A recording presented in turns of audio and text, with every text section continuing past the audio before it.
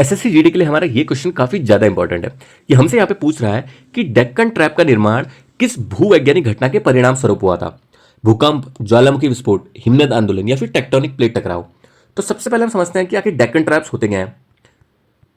ये देखिए आप यहाँ पे, डेक्कन ट्रैप भारत के एक विशाल ज्वालामुखी पठार यानी कि वॉल्केनिक प्लेट्यू है। इसका निर्माण लगातार और तीव्र ज्वालामुखी विस्फोटों के कारण हुआ था। ट्रैप शब्द स्वीडिश भाषा के ट्रैपा वर्ड से लिया गया है, जिसका मीनिंग होता है कि सीढ़ियां यानी कि स्टेप्स। डेक्कन ट्रैप की चट्टानें सीढ़ी नुमा संरचना बनाती हैं, इसीलिए इसे हमने ये नाम दिया हुआ है। अब अगर हम समझें कि डेक्कन ट्रैप का निर्माण हुआ कैसे, तो लगभग 6.5 करोड़ वर्ष पहले यानी कि क्रिटेशियस काल के एंड में भारत के पश्चिमी और मध्य भाग में लंबे समय तक ज्वालामुखी विस्फोट होते रहते थे। इन विस्फोटों से बहुत अधिक मात्रा में बेसाल्ट लावा बाहर निकला। यह लावा दूर दूर तक फैल गया और ठंडा होकर कठोर होने लगा और चट्टान में बदल गया। हर नए विस्फोट के साथ नई लावा परत बनी, पुरानी परत के ऊपर वो जमती चली गई। इस तरह से लाखों वर्ग किलोमीटर क्षेत्र में मोटी लावा परतों का एकदम ढेर बन गया। लावा की कई परतें जमने से चट्टानें सीढ़ियों जैसी दिखाई देने लगी, जैसे आप यहाँ पे देख सकते हैं। इसमें ये इसको आप अगर और अच्छे समझे तो ये देखिए कैसे दिख रही है।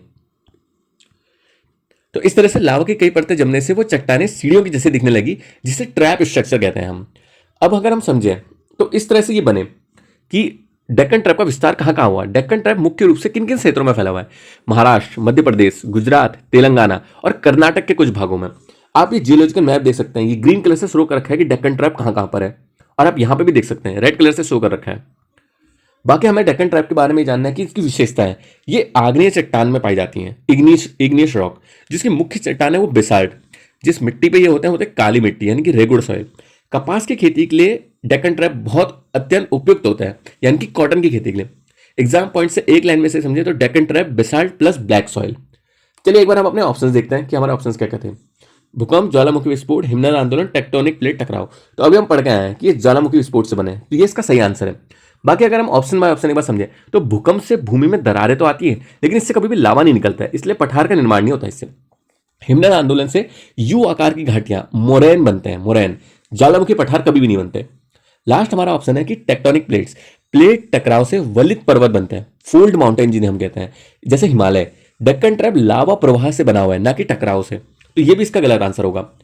अब एसएससी जीडी में से किस तरह से पूछा जा सकता है? डेक्कन ट्रैप का निर्माण कैसे हुआ है? डेक्कन ट्रैप किस प्रकार की चट्टानों से बना है? डेक्कन ट्रैप से जुड़ी मिट्टी कौन सी है? इन सभी क्वेश्चनों का मूल एक आंसर निकलेगा, ज्वालामुखी विस्फोट।